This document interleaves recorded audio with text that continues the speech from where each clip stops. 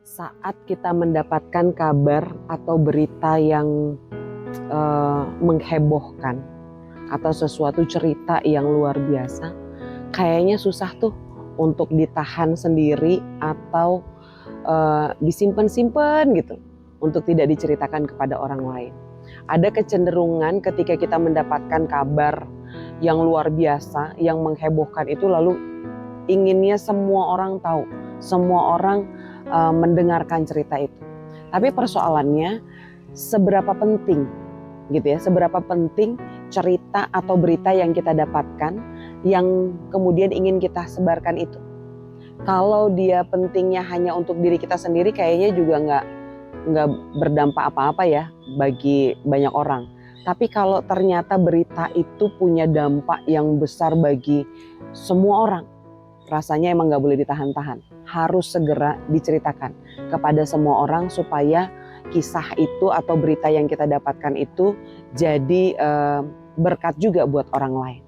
Nah, itu sebenarnya yang terjadi ketika pagi-pagi benar perempuan-perempuan di sekitar Yesus setelah penyalipan itu lalu ingin merempahi Yesus.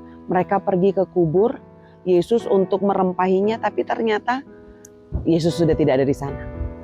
Ini cerita yang heboh, ini cerita yang menggeparkan. Ditambah lagi dengan cerita tentang bagaimana kemudian Yesus menampakkan diri kepada dua orang yang sedang berjalan menuju ke Emmaus. Kalau masih diingat, itu tercatat dalam Injil Lukas di pasalnya yang terakhir. Bagaimana kemudian Yesus mau menampakkan diri dan menyatakan bahwa dia sebenarnya sungguh-sungguh bangkit. Ini berita yang gak bisa ditahan. Ini berita yang gak bisa disimpan untuk diri sendiri. Karena itu responnya kita lihat. Baik perempuan-perempuan itu maupun dua orang yang berjumpa dengan Yesus di Emmaus, mereka segera pergi menjumpai para murid dan menceritakan ini kabar gembira, ini kabar luar biasa, ini kabar yang pasti dinantikan banyak orang. Mereka ingin semuanya mendengarkan. Karena ini kabar baik bukan hanya bagi dirinya, bagi orang-orang terdekat Yesus, tapi ini bagi dunia bahwa dia sudah bangkit dan kebangkitannya memenangkan banyak orang. Karena itu saudara-saudara, ini jadi panggilan kita. Kalau berita tentang Yesus Kristus itu ada dan hadir dalam kehidupan kita, beritakan. Jangan kita simpan sendiri.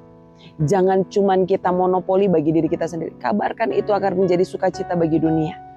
Agar kebenaran-kebenaran firman Tuhan itu juga tersampaikan pada banyak orang. Tapi kalau berita-beritanya gak benar, hanya untuk ngomongin orang, gibahin orang, stop. Jangan diteruskan kemana-mana. Karena gak bagus, gak sehat juga. Baik buat diri kita maupun orang lain. Tapi berita tentang kebangkitan Kristus itu menyehatkan bagi semua orang. Maka beritakan, kabarkan buat dunia ini.